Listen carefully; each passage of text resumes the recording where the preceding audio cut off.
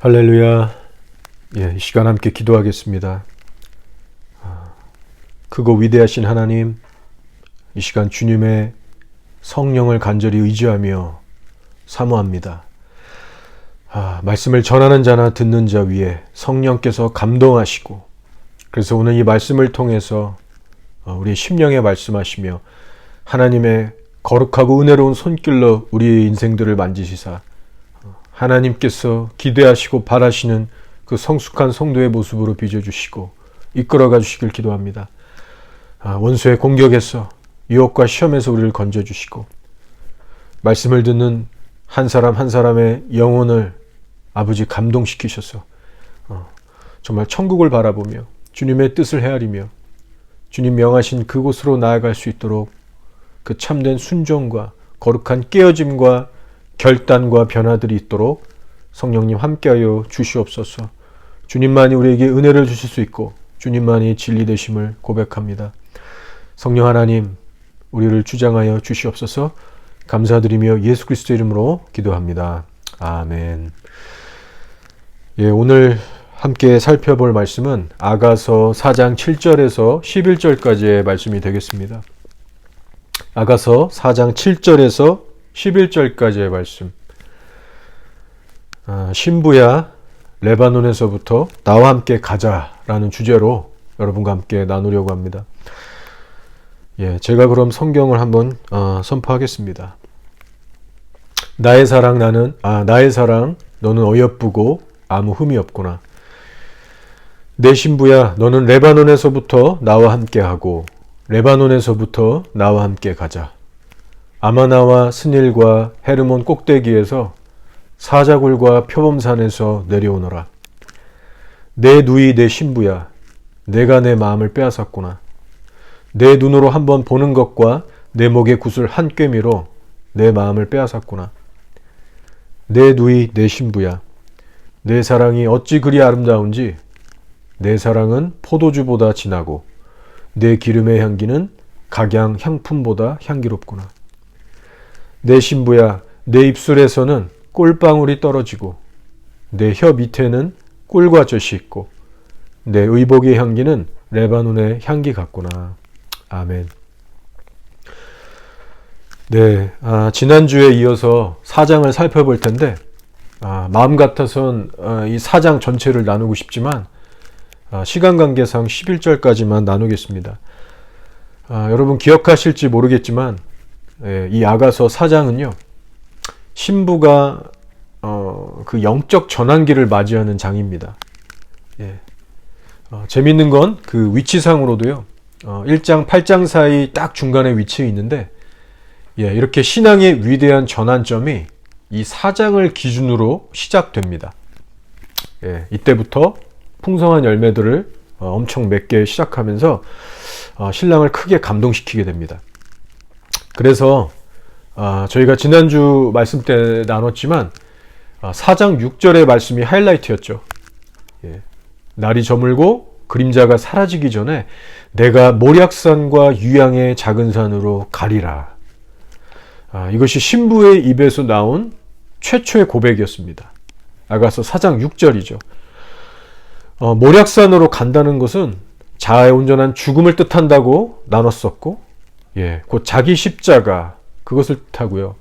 유양의 산은 기도와 헌신의 삶을 의미합니다. 그러니 이 고백을 들은 신랑의 마음이 어땠겠어요? 너무나도 흡족하고 감동하시는 겁니다. 드디어 이제 신부가 나와 함께 하려는구나. 내 마음을 헤아려주고 나와 함께 하길 원하는구나. 예수님께서 뛸 듯이 기뻐하셨던 겁니다. 그치만 사실은 이때도 보면요, 여전히 신부에게 미성숙함이 남아 있습니다. 흠도 있어요. 그치만 결단하고 모략산으로 나아가려고 하는 이 신부의 진지한 모습을 보시고 예수님께서는 감동하시는 거예요. 그러면서 이때 아가서에 처음 등장하고 있는 단어가 뭐냐면 바로 신부라는 단어입니다. 신부. 자, 오늘의 말씀 4장 8절을 한번 주목해 보세요. 신랑이 말씀하시죠. 내 신부야. 내 신부야라고, 이 신부란 단어가 드디어 여러분 4장에 와서야 처음으로 등장하게 됩니다. 예, 그래서 전에 보시면 1장에서 3장까지에는 슐람미 여인에게 단 한 차례도 신부라고 부르지 않으셨어요. 예. 근데 4장 6절에서 신부가 내가 이제 모략산과 유향산으로 가겠다는 그 고백 후부터는요, 신부야 라고 바로 불러주세요. 예. 이제 그만큼 슐람미 여인의 신앙이 성숙해졌다는 의미가 있는 겁니다. 자, 그리고 여러분이 여기서 참고하셔야 할 것이 한 가지 있는데요. 그것이 뭐냐면 아가서에 나오는 신부란 명칭은 어떤 구원을 받고 못 받고의 의미는 아니라는 겁니다. 예, 1장에서 3장까지에서는 신부라고 안 불러주셨으니까 천국 못 가는 영적 상태였다. 예, 그런 의미가 아니라는 거예요. 제가 이 말씀을 왜 드리냐면요. 가끔 하나님의 사람들의 그 간증을 듣다 보면 뭐 예수님을 직접 만나게 됐는데 예수님이 말씀하시기를 너는 진짜 제대로 된 신부가 아니야. 너는 지금 의복이 더러워. 그래서 내가 지금 재림하면 너는 들림받지 못해. 예, 이런 충격적인 간증을 하시는 분들이 있어요.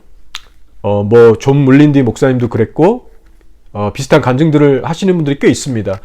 근데 그분들이 틀렸다는 게 아니고 맞아요. 근데 이 아가서에서 나온 신부의 개념은 그것과는 좀 다른 차원이라는 것을 아셔야 합니다.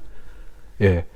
이 아가서라는 문맥에서 언급되는 신부의 의미는요, 다른 차원에서 보셔야 돼요. 그래서 정리하면 아가서 1장에서도 이미 구원을 받은 상태라는 거예요. 예. 그래서 아가서에서 나오는 신부라는 단어의 개념은 천국이냐 지옥이냐 이걸 가르는 기준이 아니고 성도의 성숙함을 의미합니다. 예. 그래서 잘 분별하셔야 돼요. 자, 무슨 말인지 이해하시죠? 그러니까 4장에 와서 신부가 이제 주님, 내가 이제 모략산으로 가겠습니다. 이런 철든 고백을 했을 때 주님께서도 신부야 라고 호칭을 바꿔주신다는 거죠. 예. 즉 어린이 같은 신앙에서 이제는 좀 더 성숙해진 신부의 모습으로 성장했다는 의미가 됩니다.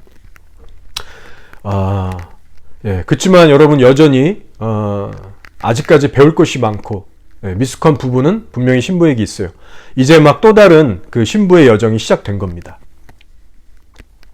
자, 여러분 그렇지만 그럼에도 불구하고 이 4장에서 분명히 강조하고 있는 바가 무엇이냐면요. 모략산으로 나아가고자 하는 슐람미 여인을 신부라는 타이틀로 부르기 시작했다는 겁니다. 그러니 여기에는 중요한 의미가 있는 거죠. 여러분, 예수님께서 어떠한 시점에서부터 성도를 신부라고 불러주시는지 그 타이밍을 깨달으시기 바랍니다. 자, 지금 아가서에 의하면 어떤 기준이라고요? 내가 모략산으로 가겠나이다. 이 고백과 함께 실제 내 십자가를 지고 나아갈 때 그때 우리를 신부라고 불러주십니다.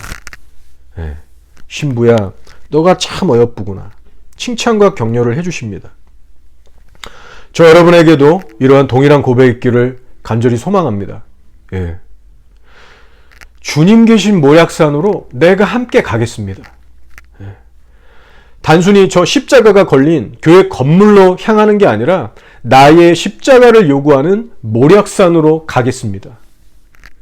이 고백을 우리가 드리면서 실제로 순종해 나갈 때, 그래서 우리의 몸에서도 주님을 닮은 모략의 향기가 조금씩 나기 시작할 때 우리를 신부라고 불러주시는 거예요.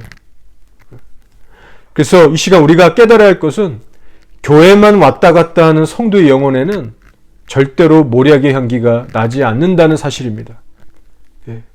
자기를 부인할 줄도 모르고 하기도 싫어하고 기도를 게을리하는 사람, 헌신에 힘을 쏟지 않은 성도에게는요, 유향과 모략의 향기가 나지 않습니다.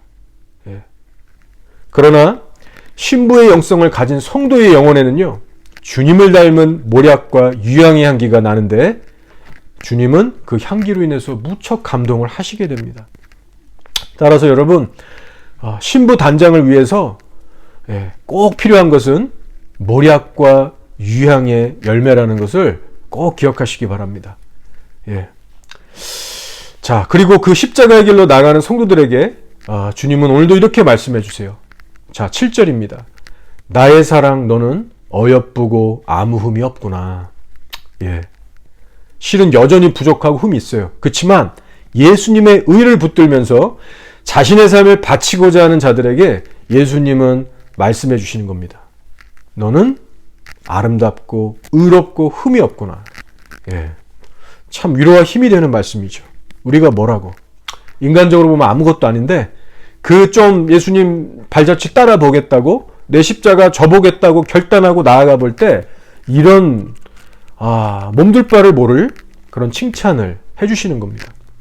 그러니까 우리에게 힘이 참 되는 거죠. 자, 그리고 이제 8절을 한번 보시면요. 내 신부야 라고 처음 불러주시면서 그 후에 어떤 말씀을 하고 계십니까?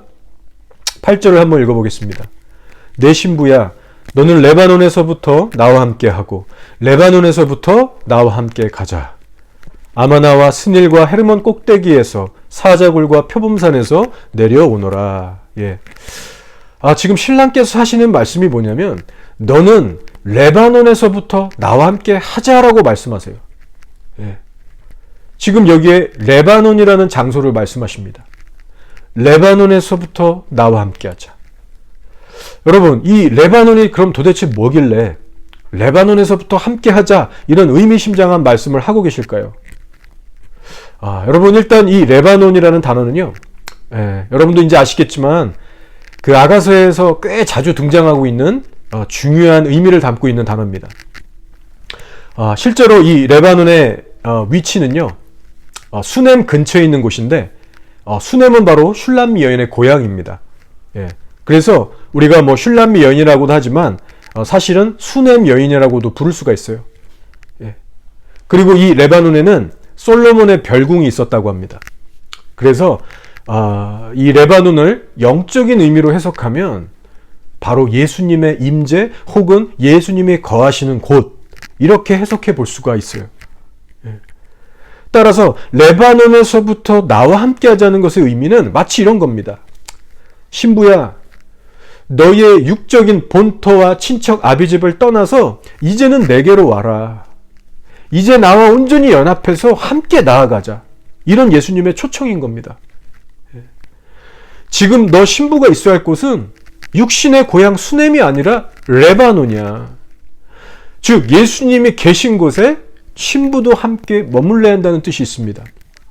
그래서 여러분의 삶에 아직까지 남아있는 그 어떤 신앙의 안일함이라든가, 어떤 신앙의 미지근함, 그래서 예수님을 믿긴 하지만 올인하지는 못하고 적당히 섬기는 자세가 있을 거예요. 그런 것들이 있다면, 혹은 또 버리지 못한 세상적인 죄들이나 습관들이 있다면 그것들을 과감히 이제는 버리고 정리해서 이제는 여러분의 삶에 오직 예수 그리스도만 남게 하라는 메시지인 것입니다.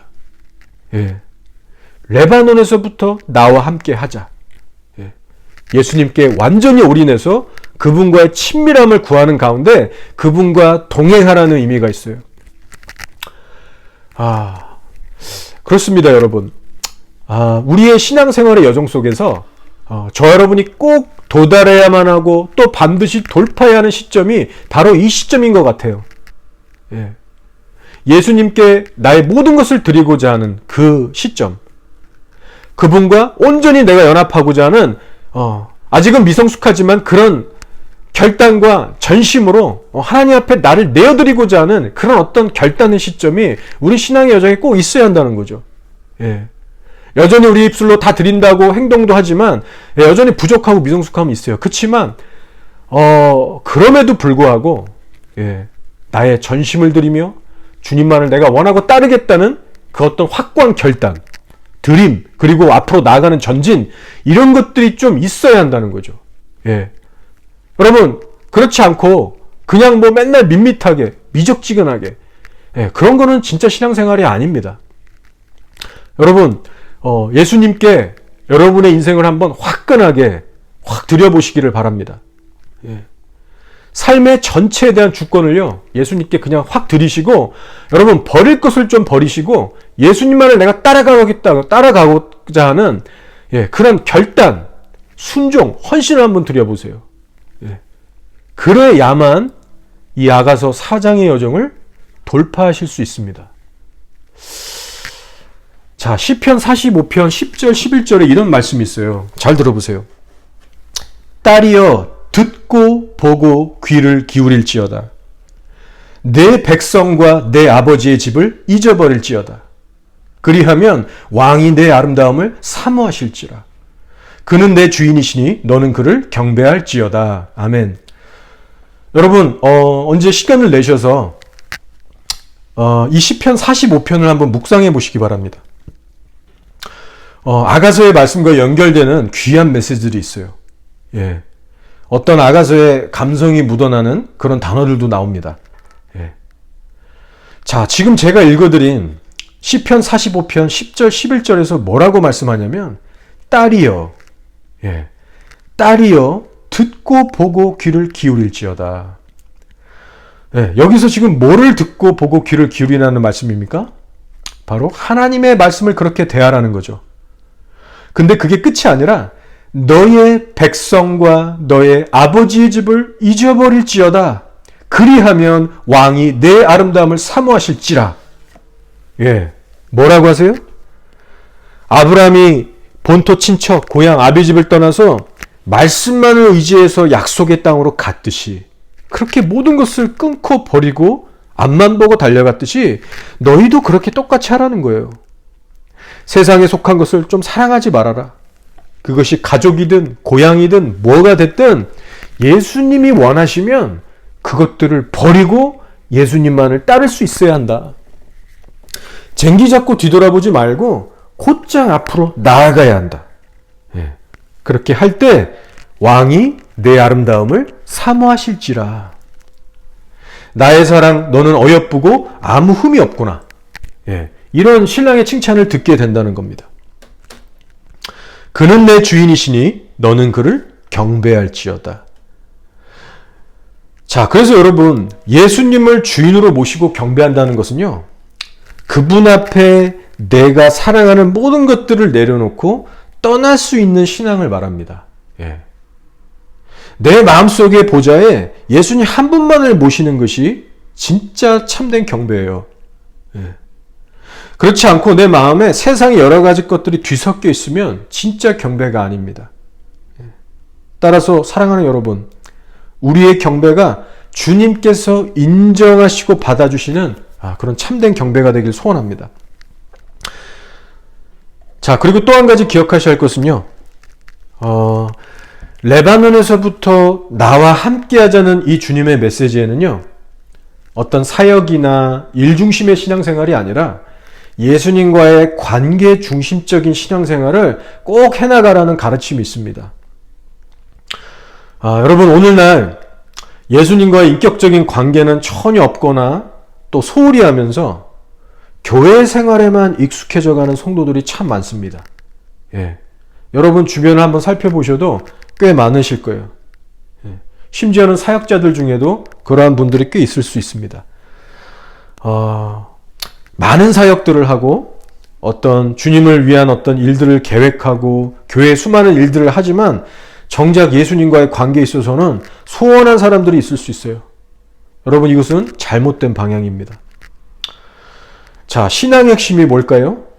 그것은 바로 예수 그리스도와 함께 걸어가는 신앙입니다. 예. 예수님과 함께하는 일이에요. 따라서 우리가 본받아야 할 신앙의 인물이 있는데 바로 베다니의 마리아입니다. 예. 여러분도 잘 아시는 마리아죠? 그 마리아가 예수님의 발치 앞에 앉아서 그분의 임재를 사모했던 사람입니다. 예. 그분의 입술과 눈만을 쳐다보면서 말씀을 경청했어요. 예. 여러분, 우리는 마리아의 신앙을 본받아야 합니다. 예. 여러분, 그 어떤 봉사나 섬김이나 사명을 감당하기 이전에 먼저는 예수님과의 인격적이고 친밀한 관계를 사모하시기 바랍니다. 예. 그 마리아의 영성이 우리에게 필요해요. 자, 근데 인간적인 눈으로 이 마리아를 보잖아요? 예. 그러면 마리아보다 마르다가 더 눈에 띌 겁니다. 예. 마리아보다 마르다가 더 남을 배려할 줄 알고 섬길 줄 아는 성숙한 사람으로 보일 겁니다. 예. 주변 환경을 좀 이렇게 파악하고 이렇게 돌볼 줄 아는 그런 성숙한 사람으로 보일 거예요.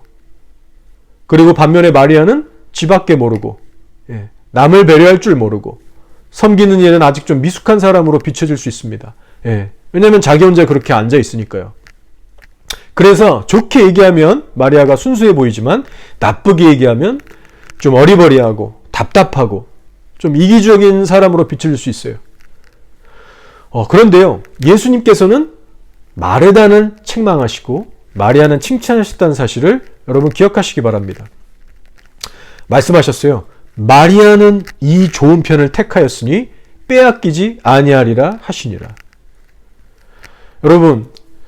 여러분이 지금 신앙생활을 열심히 하고 있다고 나름 말은 하실 수 있을지 모르지만, 여러분이 정작 많은 일들로 인해서 여러분의 마음이 분주하다거나 수많은 어떤 일들에 의해서 염려와 걱정에 사로잡혀서 정작 예수님과의 관계에서는 점점 멀어지고 있다면요, 바로 지금이 마리아처럼 모든 것을 여러분 내려놓으시고 예수님의 임재와 음성만을 구하셔야 할 때입니다. 사랑하는 여러분, 우리 성도들에게 필요한 것은요, 유튜브에서 보고 듣고 얻게 되는 그 수많은 지식과 정보들이 아닙니다. 여러분, 그것만 하시면은 예수님께 책만 받습니다. 여러분의 영혼이 자라나지 않아요. 우리가 보고 듣고 귀를 기울여야 할 것은 시편 45편의 말씀처럼 하나님의 말씀이고요, 그 말씀을 의지해서 내가 속한 육신적인 삶에서 탈출하는 거예요. 그때부터 바로 레바논에서 주님과 연합한 동행이 이루어지기 시작하는 겁니다. 여러분, 유튜브하고 동행하지 마세요. 그러니 여러분, 이제 예수님만을 새로운 마음과 결단으로 뜨겁게 구하실 수 있는 그런 결단을 하시고 그런 마음자세를 가지고 신앙생활을 하시길 바랍니다. 자, 8절을 한번 계속해서 볼게요. 자, 지금 8절에서 다른 중요한 부분도 이야기하시는데요. 뭐라고 하시냐면, 아마나와 스닐과 헤르몬 꼭대기에서 사자굴과 표범산에서 내려오너라, 이렇게 말씀하고 계세요. 자, 지금 우리에게 익숙하지 않은 단어들이 막 나오는 것 같습니다. 뭐 아마나, 스닐, 헤르몬 꼭대기에서 내려오라, 막 이것은 이제 산들의 이름인데, 산들의 이름이 막 나오고 있습니다. 자, 세 가지의 산들의 이름이 나오는데, 이 산들은요, 실제 레바논에 있는 그 산맥에 있는 산들 중에서 제일 높은 산들을 말합니다. 그래서 스닐산은 사실은 헤르몬산을 이야기하는데, 보는 사람의 위치에 따라서 그 산맥의 모양이 조금씩 달라 보이기 때문에 각 민족마다 부르는 명칭이 달랐어요. 그래서 신명기 3장 9절에 보시면 아모리 사람들은 이 헤브론산을 뭐라고 불렀냐면 스닐이라고 불렀고요, 또 시돈 사람들은 시륜이라고 불렀다고 기록되어 있습니다. 그리고 이 아마나의 정확한 위치에 대해서는 알려지지가 않았는데, 그래도 학자들에 의하면 아마 그 안티 레바논 산맥 어딘가로 추정이 되는데, 결국은 그 헤르몬 산맥하고 연결이 되어 있는 그 어딘가로 추정합니다. 그래서 이 아마나와 스닐과 헤르몬 산은요, 간단하게 정리하면 레바논에서 가장 높은 산들을 의미하고 있다고 해석하시면 됩니다. 자, 그래서 영적으로 이 말씀을 풀어볼 때 예수님께서 이 높은 산들을 굳이 언급하시면서 하시고자 하는 말씀이 뭐였을까요? 여러분, 그것은요, 신부의 현재 영적 위치가 마치 높은 산, 그 높은 산 정상 위에 있는 것처럼 예수 그리스도 안에서 하늘에 속해 있다는 뜻이 있습니다. 더 이상 이 땅, 낮은 이 땅에 속한 자가 아니라 저 위, 하늘에 속한 하나님의 거룩하고 존귀한 자녀라고 말씀해 주시는 거예요. 너 신부야, 너는 이 레바논의 산 꼭대기에서부터, 즉 하늘에서부터 이 땅으로 내려가는 존재야. 즉 이제부터 나와 함께하는 너의 여정은 아래에서 위로 올라가는 여정이 아니라 위에서부터 아래로 내려가는 여정이야. 이렇게 말씀하시는 거예요. 이 하늘의 관점을 확실하게 붙들게 하세요. 왜냐? 그래야만 앞으로 펼쳐지게 될 그 자기 십자가를 지고 모략의 산을 넘을 때 펼쳐지게 될 수많은 영적 전쟁과 유혹과 핍박과 고난 속에서 능히 이겨나갈 수 있기 때문입니다. 자, 그래서 여러분 이 말씀을 킹 제임스 영어로 보시면요, 좀 더 구체적인 표현이 나옵니다. 예, 보시면 look from the top of 아마나 이런 식으로 나옵니다. 예. 그래서 한글 성경에는 빠져있는 보라, look 이런 단어가 나와요. 예. 히브리어로 슈르라고 하는 단어인데 여기에는 특별히 위치나 방향에 대해서 바라보라는 구체적인 의미가 담겨져 있습니다. 자, 그러니까 여러분 어떤 의미가 있을까요? 바로 신부야, 너는 이제 하늘의 관점을 가지고 이 땅을 바라보며 내려가거라. 바라보면서 내려가라는 거예요. 그냥 내려가지 말고. 바로 세상을 이기신 만왕의 왕 되신 예수님의 관점을 가지고 그 영적인 위치에 굳게 서서 이 땅을 바라보라는 거예요. 예. 세상 앞에 주눅 들고 두려워하는 내 자신을 메뚜기로 보는 그런 패배자로서가 아니라 예수 그리스도 안에서 승리의 자로서 믿음과 권위를 취하고 나아가라는 것이죠. 자, 신약성경 에베소서 2장 4절 6절에서 이렇게 선포하고 있습니다. 긍휼이 풍성하신 하나님이 우리를 사랑하신 그 큰 사랑을 인하여 허물러 죽은 우리를 그리스도와 함께 살리셨고, 자, 그 다음에 잘 들어보세요. 또 함께 일으키사 그리스도 예수 안에서 함께 하늘에 앉히시니. 여러분, 우리를 어디에 앉히셨다고요? 땅이 아니라 예수님 안에서 하늘에 앉히시니. 하늘에 앉혔대요. 여러분, 물론 우리가 주의 재림 때 가야만 완전한 부활체를 입게 됩니다. 그러나 영적인 신분과 위치만큼은 이미 하나님의 왕자 공주들이에요. 예, 믿으십니까? 죄에 대하여, 원수에 대하여 예수 안에서 이미 승리한 자들이에요. 그러니 하늘의 관점을 가지고 이 땅에서 은혜를 입은 자답게 당당하게 살아가라라는 주의 음성인 것입니다. 자, 계시록 19장 14절이에요. 하늘에 있는 군대들이 희고 깨끗한 세마포 옷을 입고 백마를 타고 그를 따르더라. 자, 여러분, 예수님이 재림하시는 날을 이제 예언하고 있는데요. 우리 성도들이 어떻게 된다고 합니까? 몸이 부활해서 공중에 계신 예수님께 이끌려 올라가서 거대한 군대의 무리를 공중에서 이룹니다. 그리고 그게 끝이 아니에요. 그 공중에서부터 이 땅에 내려와서 예수님과 함께 열방을 다스리고 심판하게 됩니다. 예. 여러분, 아직 그 재림의 날은 이르지 않았지만 성도에게 주어진 영적인 위치만큼은 이미 하늘의 군대라는 거예요. 예. 공중에서부터 이 땅을 내려다보면서 정복하고 다스릴 자들입니다. 그래서 시편 149편 5절에서 9절에서 이렇게 선포하고 있죠. 성도들은 영광 중에 즐거워하며 그들의 침상에서 기쁨으로 노래할지어다. 그들의 입에는 하나님에 대한 찬양이 있고 그들의 손에는 두 날 가진 칼이 있도다. 예, 칼이 있대요, 여러분. 이것으로 문나라에 보수하며 민족들을 벌하며 그들의 왕들은 사슬로 그들의 귀인은 철고랑으로 결박하고 기록한 판결대로 그들에게 시행할지로다. 이런 영광은 그의 모든 성도에게 있도다. 할렐루야. 아멘. 여러분, 이것이 성도에게 약속하신 놀라운 영적 위치와 권세입니다. 예, 놀랍죠. 여러분, 이것을 믿음으로 취하셔서 이 땅에서 그리스도인으로서 당당하게 믿음대로 살아가시기를 축원합니다. 예. 여러분 기억하세요. 여러분의 믿음의 고백이요, 하늘의 관점과 일치하게 될 때 이 땅에서 강하고 담대하게 능력 있게 살아가실 수 있습니다. 예. 이 시간 다시 한번 기억하세요. 하나님의 자녀는 메뚜기가 아니라 세상을 다스릴 자들입니다.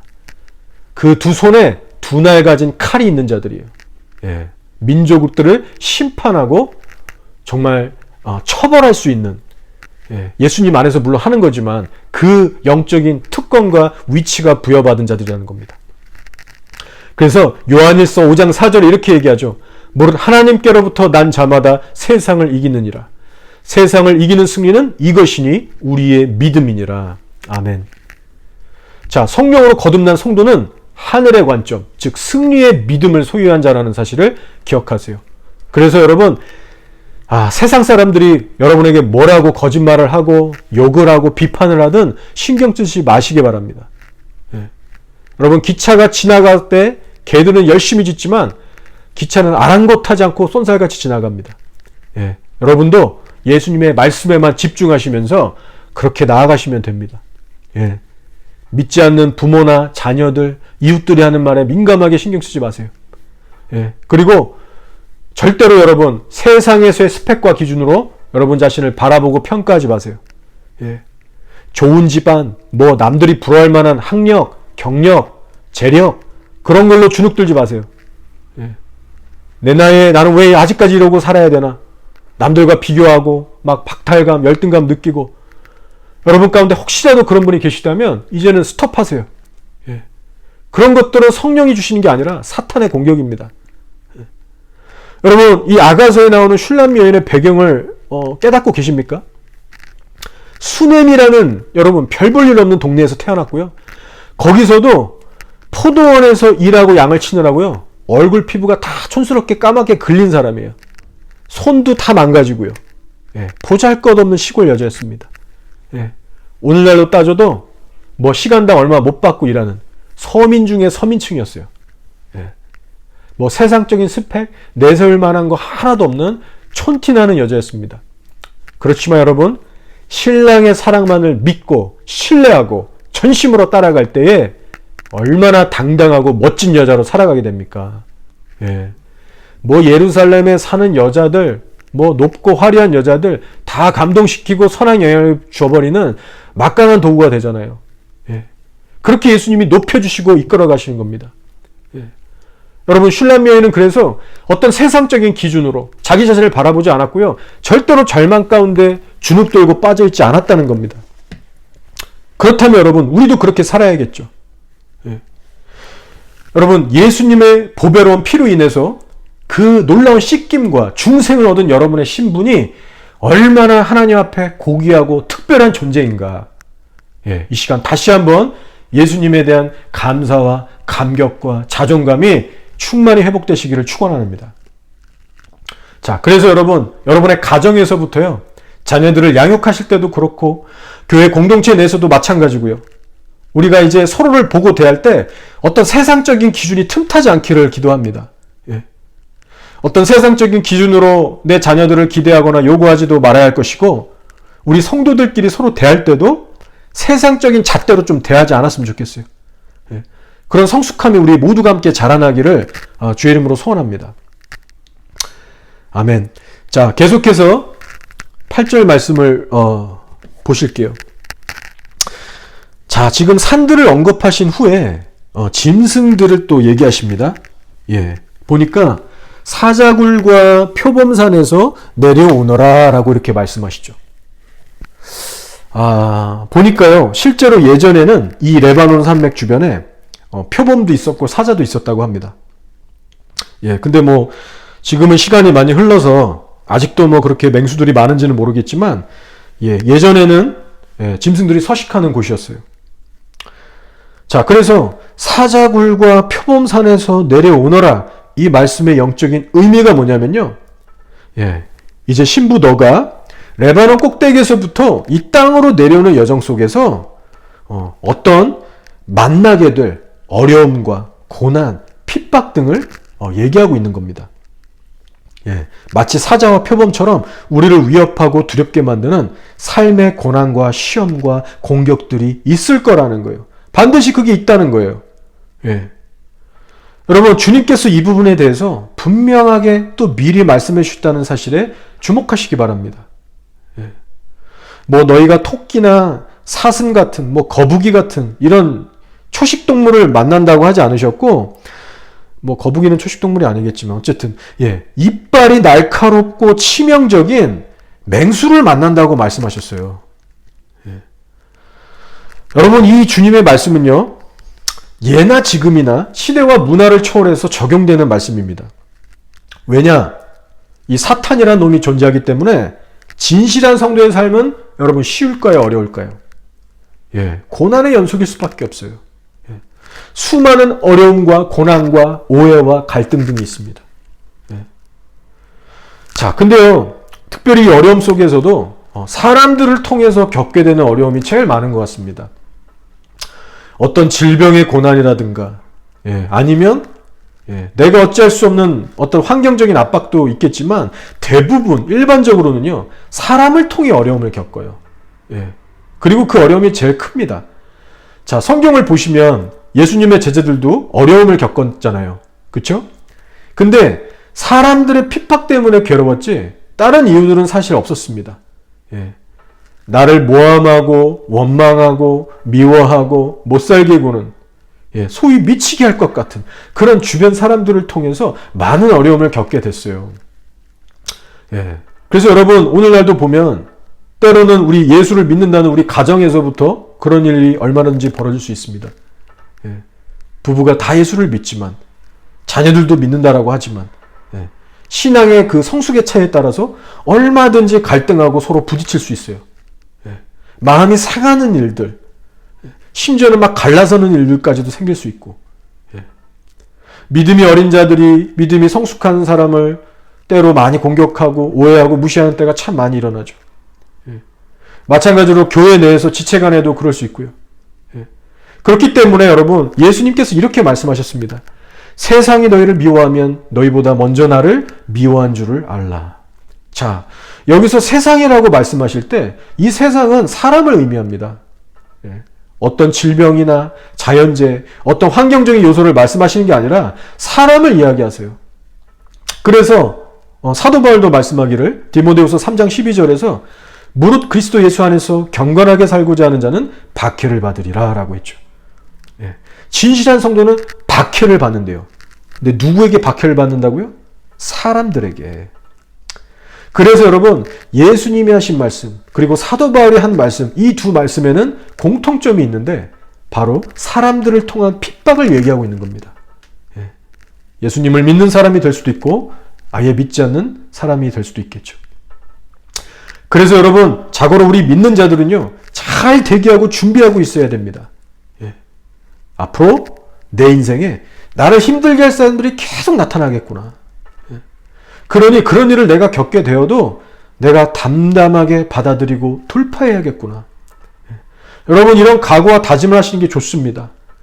절대 사람들에게 어떤 칭찬과 인정, 존경 이런 거 기대하지 마세요.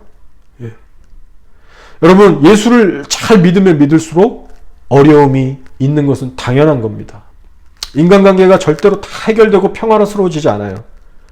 그래서 우리 이제 성숙한 그리스도인 되고자 하는 저와 여러분은요, 이제는 나에게 상처 주고 대적하는 사람에 대해서, 나를 분노하게 하는 사람에 대해서, 예를 모르고 막 나를 대하는 사람에 대해서 잘 참아주고 용서하고 품을 줄 알아야 합니다.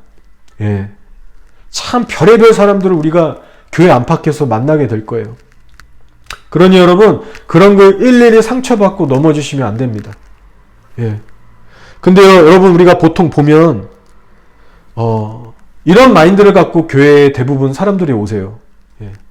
세상에서도 사람들에게 치이고, 그래서 교회에 위로받으러 왔더니 교회에서도 사람들에게 치이고, 그래서 갈 교회도 없다고 막 하소연하고 주저앉는 분들이 계십니다. 자, 그렇지만 여러분, 충분히 그 상황을 이해하지만 이제 우리가 성숙한 신부가 되려면요, 나에게 상처 준 그 못난 사람들을 품을 줄 아셔야 되고요. 그리고 그 일로 인해서 우리의 인격과 마음도 더 확장되고 성장하는 수밖에 없어요. 그래야 진실로 우리가 이 세상을 이기는 자들이 되는 겁니다. 그게 이기는 거예요, 진짜로. 여러분, 이 시대가 또 지금 마지막 때를 향해서 막 거침없이 달려가는 그런 또 마지막 때의 마지막 아닙니까? 그러니까 여러분, 시대가 시대인 만큼 한번 또 이렇게 생각해 보세요. 이제 좀만 더 시간이 흘러서 대환란이라는 정말 거대한 핍박이 올 텐데, 여러분, 그때 악인들이 얼마나 우리 교회들을 괴롭히고 핍박하겠습니까? 여러분의 가족들 막 죽이고, 교회 지체들 막 데려가고 잡아가고, 여러분의 재산 막 빼앗고 무참하게 막 짓밟을 텐데, 여러분, 그때 얼마나 억울하고 힘들겠어요. 뭐 무섭기도 하겠지만 화도 날 거 아니에요. 여러분의 사랑하는 막 가족 건들고 막 죽이면 여러분 같이 욕하고 싶고 싸우고 싶은 마음이 들 수 있잖아요. 막 복수하고 싶고. 여러분 그러시지 않으겠어요? 않으시겠어요? 제가 보니까 제 성격이나 여러분 성격이나 다들 뭐 한 성격 하시는데 한번 가정을 해보시라고요. 그 어려운 순간 여러분 잘 참고 넘어갈 수 있겠습니까? 잘 안 될 거예요. 그래서 여러분, 지금부터 우리는 훈련해야 합니다. 지금부터 악을 손으로 이기는 훈련, 원수까지 용서하고 사랑하는 훈련, 그렇게 사람을 끊임없이 품고 품는 훈련, 이 훈련이 없이는 세상의 공격에 무너지고 말 겁니다. 그래서 여러분, 예수님께서 마태복음 5, 6, 7장 이 산상순의 말씀이 진리예요. 예, 여러분 그 말씀대로 산 훈련을 꼭 하시기 바랍니다. 그 말씀대로 살면 우리가 좀 남들보다 못한 것 같고 인생에서 뭔가 이렇게 저주받은 것 같고 너무나 어려운데 그 말씀에 순종해 나가는 사람만이요 그 영혼을 지킬 수가 있어요. 그 심령과 삶을 지킬 수가 있는 거예요. 예. 우리의 영혼이 그 커다란 폭풍과 파도가 올 때 그 산상순의 말씀대로 살아갔던 사람들만이 그 영적인 내공을 가지고 안전하게 돌파할 수 있게 될 겁니다. 자, 그래서 여러분 오늘 아가서 말씀에 신부야 레바논 꼭대기에서부터 사자굴과 표범산에서 내려오너라라고 말씀하셨는데 이 말씀을 앞서 주신 이유는요. 너희가 미리 걱정하고 두려워라고 주신 게 아니에요. 어떤 그런 두려워라고 주신 말씀이 아니고 너가 신앙 때문에 겪게 될 그 어려움들은 자연스러운 현상이야. 크리스찬으로서 당연한 거야. 그러니까 그 어려움을 너가 겪을 때마다 당황하지 말고 평안할 수 있어야 된다. 내가 앞서 해준 말을 기억해라. 그런 차원에서 주신 말씀입니다. 그러면서 동시에 말씀하시는 것은 너는 혼자가 아니야 신부야. 레바논에서부터 나와 함께 내려가는 거야. 나와 함께 가는 거야. 그 모든 산들을 내려가고 정복하는 여정 속에서 나 그리스도 예수와 함께 한다면 너는 충분히 이길 수 있어. 그러니 걱정하지 말고 두려워하지 말아라. 왕이 주시는 위로의 말씀인 겁니다. 따라서 여러분 이제 여러분을 힘들게 하는 사람이건 환경이건 뭐가 됐던 간에 그 사자굴과 표범산만 바라보지 마시고 먼저는 예수 그리스도와 연합해서 동행하는 일에 그분과 함께 나아가시는 일에 집중하시기 바랍니다. 독단적으로 인간적으로 조급하게 게을르게 걸어가지 마시고 한 걸음 한 걸음 예수님께 물어보시고 구하시고 함께 걸어가시길 축복합니다. 그러면 사자와 표범의 굴을 능히 돌파하실 수 있으세요. 자, 이제 9절부터 15절까지를 볼 텐데요. 9절에서 15절까지는요. 전부 다가 신부를 향한 신랑의 칭찬들로 가득 차 있습니다. 칭찬의 릴레이의 연속이에요. 자, 9절을 보세요. 내 누이 내 신부야 내가 내 마음을 빼앗았구나. 내 눈으로 한번 보는 것과 내 목에 구슬 한 꿰미로 내 마음을 빼앗았구나. 자, 여러분 신앙생활의 핵심이 뭐죠? 핵심은 예수님을 순수하고 뜨겁게 사랑하는 것이 핵심입니다. 아멘이죠? 이게 가장 큰 첫 계명에 속해요. 하나님을 너의 생명과 뜻과 마음, 의지 모든 것을 다해서 사랑하는 이 첫 계명에 속합니다. 그래서 예수님을 사랑해서 신앙생활할 때, 예수님을 사랑하기 때문에 사역 봉사 헌신에 나갈 때 예수님께서 크게 기뻐하시고 인정해 주십니다. 근데 지금 신랑을 향한 이 슐람미 여인의 마음이 삶의 자세가 꼭 그랬다는 거예요. 근데 여러분 첫사랑을 잃어버린 에베소 교회를 한번 보십시오.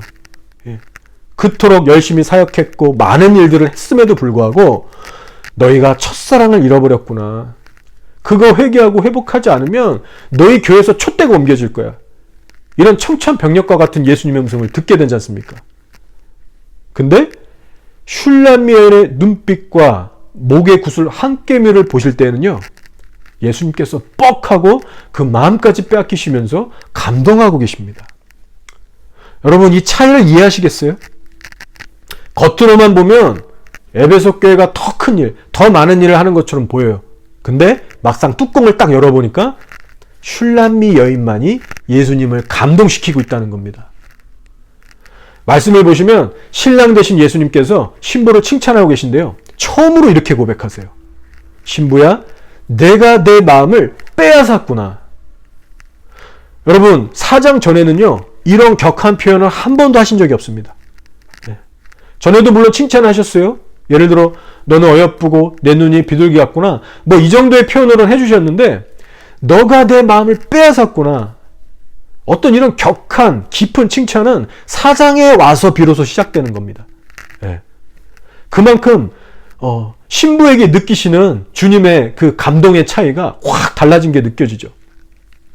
이제는 신부가요, 예수님의 마음을 감동시키고 그 마음을 빼앗을 정도로 신랑을 사랑하는 그 농도에 있어서, 그리고 삶의 헌신의 깊이에 있어서 훨씬 더 깊어진 겁니다. 예수님이 반할 수밖에 없는 사랑의 동기로 아름답게 헌신하고 있는 거예요. 그래서 예수님을 반하게 하는 신부의 눈이 의미하는 것은요, 이제 예수님만을 집중하여 바라보는 신부의 영적인 시선과 생각이 성숙했다는 것을 의미하고요. 그리고 예수님의 마음을 빼앗은 구슬개미로 찬 목이 의미하는 것은 이제 신랑의 말씀에 순종복종하기로 결단하는 신부의 그 굳세고 흔들림이 없는 의지에 대해서 칭찬하고 계신 겁니다. 자, 그래서 여러분 중요한 것이 뭐냐면, 언제부터 이렇게 신부가 확 변했나? 왜 주님의 칭찬이 이렇게까지 갑자기 깊어졌나? 그 이유를 살펴보니까 바로 신부가 모략산과 유향산으로 나가고자 하는 그 결단을 한 후부터 이런 귀한 열매들이 나타나기 시작했다는 겁니다. 주님과의 친밀함에 깊이 있어서도, 삶에 맺혀지는 열매의 질에 있어서도 그 전과 후가 너무 달라진 거예요. 그래서 6절에서 이 모략산으로 가겠다는 그 신부의 고백 이후에 이제 8절부터 12절에 이르기까지 여러분 무려 5구절에 걸쳐서 뭐라고 신랑이 말씀하시냐면요, 신부야 신부야 신부야, 각 절마다 5절 연속으로 칭찬의 릴레이를 해주세요. 신부야 신부야 신부야 신부야 신부야 5번을 부르십니다. 여러분, 그래서 예수님의 감격과 칭찬이 왜 이렇게 갈수록 더 커지는가, 그 흐름에 대해서 묵상해 볼 때 우리가 깨닫게 되는 기준이 있습니다. 바로 우리가 진정으로 예수님을 감동시키고 기쁘시게 하려면 무엇을 해야 하는가, 그것에 관한 건데, 그것은 바로 반드시 자기 십자가를 지고 모략산으로 가야만 한다는 거예요. 제가 위에서도 이 부분을 언급했지만 이 부분이 계속 강조되기 때문에 말씀드리는 겁니다. 그래서 여러분, 반대로 얘기하면 뭐죠? 모략산을 넘지 않으면 예수님의 칭찬의 그 깊이가 더 이상 깊어질 수가 없다는 말이 되는 거예요. 그래서 저도 이 말씀을 묵상하고 준비하면서 저부터 돌아보게 되더라고요. 내가 진짜 이거 말씀만 이렇게 풀 게 아니라, 전할 게 아니라 나부터 정말 정신 차리고 모략산으로 가봐야겠다. 흐트러지면 안 되겠다. 요즘 안 그래도 이 락다운 기간이 길어지다 보니까 조금씩 해이해지는 면이 없잖아 있었어요. 기도하는 것도 좀 더 이렇게 뭐 자유롭게 한다면서 뭐 좀 이렇게 좀 게을러지는 부분도 있었는데, 정신이 좀 차려지더라고요. 나 좀 게을러지면 안 되겠다. 내 자리를 쳐서 좀 복종시키고 마음이 식지 않게 좀 깨어서 정말 전력 전심으로 나아가야겠다. 이런 다짐을 하면서 지금 지내고 있습니다. 여러분, 여러분은 어떠세요? 지금 이 긴 락다운 기간에 영적으로 좀 처지지 않게끔 분발하고 계십니까? 기도 생활 어떻게 하고 계세요? 찬양과 말씀 묵상, 하나님을 바라보는 여러분의 그 집중된 마음, 의지, 여러분 어떠십니까? 여러분 꼭 스스로 점검해 보시고 관리하시면서 사시길 바랍니다. 그렇습니다, 여러분. 제가 말씀을 전하는 저도 부족하고 연약해서 넘어질 때가 많아요. 그러나 우리가 이 아가서의 말씀을 함께 살펴볼 때 이 모략산을 넘는 이 슐람면을 보시고, 이렇게까지 우리 예수님께서 기뻐하고 계신다면, 저 여러분도 좀 이 모략산을 좀 넘어가야 하지 않겠습니까? 그런 마음과 도전이 우리에게 임했으면 좋겠어요. 여러분, 나의 만족을 위한 신앙생활이 아니라 예수님을 감동시키기 위한 그런 신앙생활이 되기를 원합니다. 하나님을 기쁘시게 하는 것이 저와 여러분의 삶의 신앙생활의 모든 이유가 되기를 간절히 소망해요. 자, 이어서 10절도 보시면 이렇게 얘기하죠.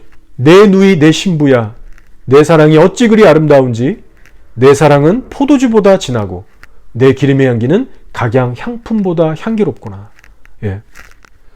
지금 이 말씀도 보시면 신랑을 향한 신부의 사랑이 신랑에 의해 검증이 되고 있어요. 신랑이 말씀하시기를 내 사랑이 포도주보다 진하다. 세상의 그 어떤 것보다도 날 사랑하는 너의 사랑이 훨씬 더 귀하고 위대하고 순수하다는 말씀입니다. 예수님께서 보시기에 그래 너의 사랑과 믿음은 진짜다라고 인정해 주시는 부분입니다. 또 말씀하시는 것이 뭐냐면요. 너의 기름의 향기는 각양 향품보다 향기롭구나. 예. 이 세상에 존재하는 그 어떤 꽃내음과 향수보다도 신부의 삶에서 뿜어져 나오는 그 순종의 향기, 그 십자가에서 죽어진 자아의 향기가 무엇보다도 향기롭다고 말씀하세요.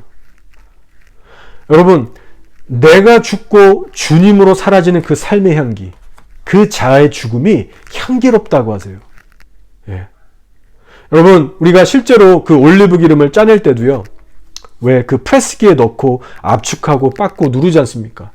예. 모든 그 향품이나 기름들을 만들어낼 때 그 열매나 잎사귀를 따서 그냥 절대 놔두지 않고요. 빻고 으깨고 짓눌러서 나오는 그 진액을 받아서 만듭니다. 근데 여러분, 그 진액이 바로 우리 자아의 으깨짐을 상징해요. 내 기름의 향기는 각양 향품보다 향기롭구나. 그래서 여러분, 신부에게서 나는 기름의 향기는 이 땅에서 나는 어떤 인위적인 기름이 아니라는 말씀이에요. 어떤 종교적이거나 인간적인 노력에서 나오는 그 무언가가 아니라 십자가를 통과하고 성령으로 다뤄진 새 자아에서 뿜어져 나오는 거룩한 향기를 말씀하는 겁니다. 그러니 여러분, 날마다 십자가에서 죽어지고 성령으로 으깨지시고 빚어지실 때 여러분이 그 시간이 아무리 어렵고 괴롭게 느껴질지라도 여러분 반드시 여러분이 기억하셔야 할 것은요. 지금 내가 주님 앞에서 아름다운 향기를 뿜어낼 수 있는 존귀한 성도로 지금 변화되고 있구나. 그런 시간대구나. 이것을 꼭 잊지 말고 기억하시기 바랍니다. 예, 여러분 그래요. 아픔과 고통, 죽음이 없이는 하늘의 향기를 만들어낼 수가 없습니다. 예. 죽어져야 향기가 나요. 여러분도 아시다시피 그 아름다운 진주가 그 모래에 고통이 없이는 만들어질 수 없듯이 성도의 삶 역시 십자가와 성령으로 다름받지 않고는 아름다운 향취를 낼 수가 없습니다. 그러니 여러분, 선을 행하다가 절대 낙심하지 마시고요. 그리스도의 향기를 더욱더 뿜어낼 수 있는 자가 되기 위해서 기쁨과 인내로 십자가에서 죽어지시기 바랍니다. 그리고 늘 점검해 보세요. 과연 나의 영혼에서는 어떤 고급진 향기로운 향기가 나고 있는가? 혹시 사람의 부패한 냄새는 아닌가? 아니면 그리스도의 향기로운 냄새인가? 여러분 안에 있는 그 영적인 향취에 대해서 늘 분별하시고 관리하시는 귀한 여러분이 되시기를 축복합니다. 자, 11절에선 뭐라고 할까요? 자, 우리 11절을 한번 살펴보겠습니다. 내 신부야, 내 입술에서는 꿀방울이 떨어지고 내 혀 밑에는 꿀과 젖이 있고 내 의복의 향기는 레바논의 향기 같구나 라고 하세요. 자, 신부의 입술을 지금 칭찬하고 계시죠. 자, 근데 여러분 여기서도 마찬가지로 신부의 입에 대한 칭찬은 사실 1장에서 3장까지는 안 나옵니다. 여러분이 한번 관찰해 보시면 입에 대한 칭찬은 4장에서부터 시작되는데, 그래서 우리가 지난주에 말씀에도 그 4장 2, 3절을 이제 나누면서 그 입에 대한 칭찬의 시작을 다뤘는데요. 오늘 11절에 와서 신부의 입술에 대한 칭찬이 다시 한번 언급되는데, 여기서 칭찬을 받는 부분은 좀 더 구체적입니다. 뭐라고 하시냐면, 신부야, 내 입술에서는 꿀방울이 떨어지고 내 혀 밑에는 꿀과 젖이 있고라고 하세요. 자, 그래서 꿀과 젖에 대한 표현을 구체적으로 하고 계신데, 자, 여러분, 꿀과 젖에는요, 공통점이 있습니다. 바로 꿀과 젖은 사람을 유익하고 건강하게 하는 훌륭한 음식들이에요. 그래서 영적인 의미론, 이제는 신부의 입이 다른 영혼을 살리고 양육하고 풍성하게 하는 그런 말씀의 통로가 되어지고 있다는 뜻입니다. 마치 여러분 이스라엘 백성들을 애굽에서 출애굽시키셔서 젖과 꿀이 흐르는 가나안 땅으로 인도하신 것처럼 신부의 입을 통해 선포되고 전달되는 거룩한 말씀을 통해서 이제 영혼들이 살아나게 되는 그런 귀한 열매를 맺고 있다는 뜻이에요. 그래서 과거의 시즌에 비하면 신부가 아주 장족의 발전을 했습니다. 예. 2장의 시즌만 봐도 어땠습니까? 그 사과나무 대신 예수님의 그늘에 앉아서 그 열매를 먹고 내 입이 달도다. 막 그 말씀에 자기만 먹고 즐기는 그런 상태였다면 4장에 와보니까 이제는 꿀과 젖을 내서 남을 세워주는 지경까지 성장한 겁니다. 따라서 여러분 저희도요. 이런 신부의 장성한 모습에 좀 자극과 도전을 받기 원해요. 예. 목사인 저도 그렇고 여러분도 마찬가지입니다. 우리가 항상 말씀을 듣기만 하는 자가 아니라 이제는 그 들은 말씀을 좀 잘 소화해서 다른 이들을 잘 가르치고 섬길 수 있는 수준까지 자라나야 되는 거예요. 예. 여러분 배워서 좀 써먹을 수 있는 단계까지 가야 합니다. 예. 그래서 이런 차원에서 보면 성도 모두가 교사가 되어야 할 필요가 있고 성도 모두가 영적 아비가 되어야 하는 부르심이 있습니다. 예. 여러분 잘 한번 곰곰이 생각해 보세요. 여러분의 가정만 한번 보세요. 여러분의 가정 안에서도요. 여러분 부모 되신 여러분이 교사와 영적 아비 역할을 해야 할 그런 역할을 있잖아요. 그런 역할들이 있잖아요. 예. 예수님을 먼저 믿고 배운 여러분들이 부모로서 경건한 신앙을 자녀들에게 물어줘야 할 책임이 있잖아요. 근데 여러분이 교사가 되지 않고 영적 아비의 역할을 감당하지 않고서는 그 신앙의 대물림이 됩니까? 그거 안 되는 거예요. 여러분이 먼저 그 말씀의 본이 되면서 가르칠 수 있는 능력, 어떤 자녀를 영적으로 길러낼 수 있는 영적 아비의 기능이 필요한 겁니다. 예. 마찬가지로 가정뿐만이 아니라 성숙한 자들과 미성숙한 자들이 막 뒤섞여 있는 이 각 교회 공동체 내에서도 마찬가지예요. 예. 이끌어주는 사람들이 있어야 됩니다. 이끌어주는 사람들이 다 되셔야 되는 거예요. 또 세상에서 우리가 알게 되는 사람들에게 복음을 전하고 섬겨 나갈 때도 마찬가지고요. 여러분 모두 한 분 한 분이 교사의 역할 그리고 영적 아비의 역할을 해야 할 때가 분명히 있습니다. 예. 그렇기 때문에 여러분 저 같은 목사만 양떼를 돌볼 것이 아니라 하나님은 여러분 각자에게도 돌봐야 할 영혼들을 붙여주신다는 거예요. 자, 근데 여러분 그 섬겨야 할 영혼들에게 가장 필요한 것이 무엇이냐? 그것은 하나님으로부터 오는 진리의 말씀이 우선이 되어야 합니다. 예. 다른 게 아니에요, 여러분. 물론 우리가 때로는 돈으로도 섬길 수 있고 위로, 격려, 기도, 음식, 교제 이런 것도 귀하고 필요해요. 근데 결정적으로 말씀을 먹이지 않으면 때에 따라 말씀의 양식으로 우리 영혼을 살찌우고 구원에 자라나게 하시는 그 하나님의 말씀으로 그것을 우선시해서 먹이지 않으면 기초가 제대로 서질 않습니다. 영혼에 힘이 없어요. 네. 도움을 주는 자나 도움을 받는 자나 말씀이 빠지면 그 레마의 음성이 빠지면 중심이 견고히 서질 못합니다. 예. 따라서 여러분 먼저는 가르치는 본인이 말씀으로 사는 본을 보이면서 또 말씀을 전하는 자가 될 때 귀한 영향력을 발휘하게 되는 거예요. 하나님이 그런 사람을 쓰십니다. 예. 따라서 여러분도 꼭 기도하시면서요. 여러분의 주변을 한번 살펴보세요. 자, 여러분 주변에 어떤 영혼들을 붙여주시려고 하는가 살펴보세요.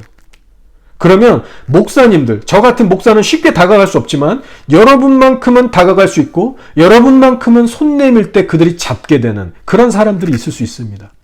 예. 여러분의 얘기라면 마음 열고 들어주고 만나려고 하는 영혼들이 있을 수 있어요.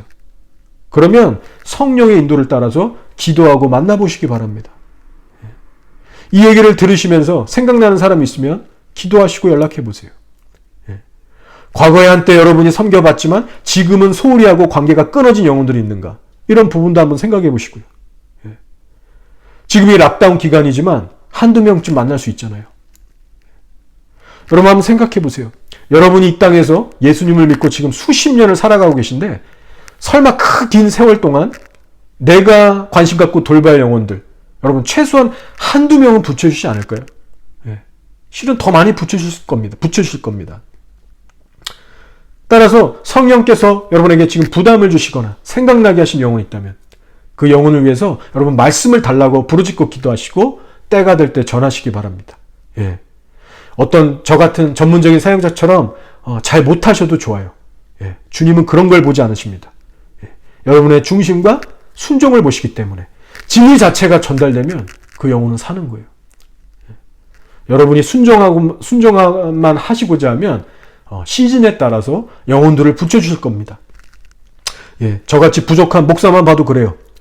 제가 오랜만에 뉴질랜드 오니까 한국 사람들 중에 별로 아는 사람도 없고 만날 사람도 없고 목사라서 그런지 또 애매한 부분이 있는데 그러다 보니까 노숙자들을 만나게 하시잖아요. 예. 생판 모르는 그 외국인 노숙자들에게 가서 그 열방이 다 들어있는데 가서 말 걸고 전도하다 보니까 때론 신방도 가고 가르치게도 되고 영접기도도 시키고 세례까지 주는 일이 발생합니다. 여러분, 하나님께서 시즌마다 영혼들을 붙여주세요. 예. 그러니 여러분도 말씀으로 늘 채우시고 준비하셔서 언제든지 전할 수 있는 그런 준비를 꼭 해나가시기를 부탁합니다. 자, 이제 마지막으로 11절 나머지 부분을 살피고 마치겠습니다. 예. 뭐라고 하십니까? 내 의복의 향기는 레바논의 향기 같구나. 아멘. 내 의복의 향기는 레바논의 향기 같구나.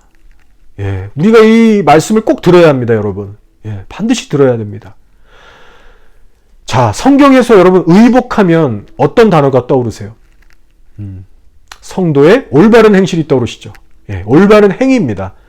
계시록 19장 8절을 보시면 이 세마포 옷은 성도들의 옳은 행실이로다 하더라 하셨어요. 의복, 그 세마포는 성도의 옳은 행실을 의미합니다. 자, 그리고 레바논의 향기는 뭐냐? 레바논 이제 충분히 여러분 들으셔서 아시겠지만 백향목으로 가득 차서 좋은 그 향나무의 냄새가 정말 진동하는 곳이 레바논이죠. 그래서 이것은 신부가 이제 믿음만 제대로 고백하는 것이 아니라 그녀의 행실, 그녀의 삶 또한 너무 아름답고 성숙해졌다는 주님의 칭찬인 것입니다. 예. 야고보에서 말씀하는 것처럼 믿음 있으면 반드시 행함이 함께한다는 그 의미죠. 자, 그러니 여러분도 날마다 여러분을 자신을 점검하시되 여러분의 신앙 고백과 여러분의 삶에 얼마나 큰 갭이 있는지 늘 점검하시며 사시기를 바랍니다. 예, 저 여러분이 참된 고백을 하고 있고 진리를 잘 깨닫고 아멘하는 것도 중요하지만 행위까지 꼭 점검하시기 바랍니다.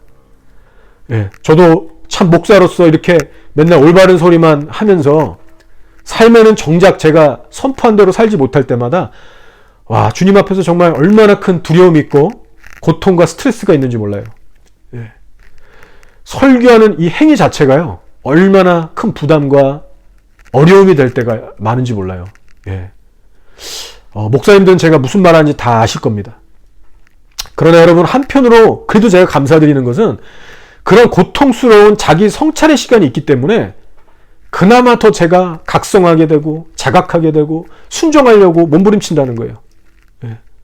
여러분, 내가 믿고 고백하는 신앙의 기준대로 내가 살고 있나 못 살고 있나, 여러분 이런 거 등한시하는 사람은요 진짜 어리석고 비참한 사람이 될 수 있습니다. 예. 여러분, 교회 당만 찍고 돌아가고 싹 육신적으로 그 모드로 전환하는 사람들, 여러분 대단히 위험한 거예요 지금. 예. 내 의복은 지금 레바논의 향기를 뿜고 있는 의복인가? 주님이 인정하시는 의복인가? 아니면 더럽고 눅눅해져 버린 그런 낡은 외투를 입고 있는 것은 아닌가? 여러분, 이거 반드시 살피셔야 됩니다. 예. 뭐 율법주의자가 되라는 게 아니잖아요 지금. 예. 옳은 행실로, 나의 그 옳은 행실로 주님을 지금 기쁘시게 하고 있는 삶인지 아닌지, 여러분 그것을 귀하게 간절하게 중요히 여겨서 살피지 않는 사람이라면요 지금 헛된 믿음을 가지고 있는 사람일 겁니다. 여러분은 어떤 종류의 사람이세요? 어떤 종류의 성도세요? 자, 여러분, 시간이 많이 지났죠. 지금 뭐 1시간이 지난 것 같은데, 뭐 시간이 그렇게 중요하겠습니까? 예, 주님이 뭐 말씀 주시면 뭐 2-3시간도 사실은 할 수 있는 거죠. 어쨌든 이제 말씀을 마치려고 합니다, 여러분. 자, 이렇게 4장 11절까지 쭉 한 구절 한 구절 살펴봤는데요. 이 시간 여러분 각자에게 성령 하나님께서 주시는 메시지가 있을 거라 믿습니다. 예. 내가 순종해야 될 영역들, 내가 믿음으로 취해야 할 부분들, 여러분 각자에게 있으실 거예요. 그러면 여러분 이제 그 부분을 놓고 간절히 기도하시면서 순종해 나가시기를 바랍니다. 그렇게 하실 때 놀라운 주님의 임재와 은혜가 여러분의 삶에 증가하게 되리라 믿습니다. 특별히 여러분 예수님과의 친밀함과 동행을 계속해서 삼으시기 바랍니다. 신부야, 너는 레바논에서부터 나와 함께하고 함께 내려가자. 이 주님의 음성을 여러분 이 시간 가슴에 새기시기 바라요. 여러분의 삶 속에서 그 현장에서 잊지 마시기 바랍니다. 우리가 예수님과 함께 나아가기만 한다면 여러분 능히 이 땅을 우리가 정복할 수 있고요. 능히 복음을 전할 수 있는 강력한 일꾼으로 세워질 수 있습니다. 따라서 여러분 이제 세상을 멀리하시고 예수 그리스도와의 깊은 연합 속에 들어가시기를 사모하고 추구하시기 바랍니다. 버리실 것을 이제 좀 버리시고 예수님만을 여러분이 간절하게 구하며 나아가실 때 영적인 저력이 달라지실 겁니다. 여러분 예수님 안에 충만히 거하는 성도만요 그 하늘의 관점을 가질 수 있고요, 이 땅에서 흔들리지 않을 수 있고요, 하나님의 뜻을 이루며 살아갈 수 있습니다. 그렇지만 세상에 대한 사랑과 집착과 애착을 버리지 못하는 사람은 그만큼 그 성도의 영혼이 병들게 된다는 사실을 기억하세요. 자, 주님은 오늘도 교회 안을 두루 살피시고 계십니다. 누가 나와 연합하여 동행하고자 하는가? 예수님을 간절히 찾는 성도들을 두루두루 살피고 계십니다. 여러분, 그러니 이제 여러분 인생의 방향과 목적을 분명히 정하셔서 이제 예수님만을 위해 남은 인생을 살아가시는 귀한 한 분 한 분이 되시기를 주의 이름으로 축원합니다. 아멘. 자, 이제 기도할까요? 오늘 말씀을 통해서 주시는 기도 제목들을 가지고 나아가기 원합니다. 성령께서 인도하시는 대로 먼저는 여러분 자신과 가정 그리고 교회, 이 땅과 열방을 위해서 함께 기도하며 나아가길 원해요. 주변 사람 신경 쓰지 마시고 정말 하나님 앞에 한번 간절하게 이끄시는 대로 기도하면 좋겠습니다.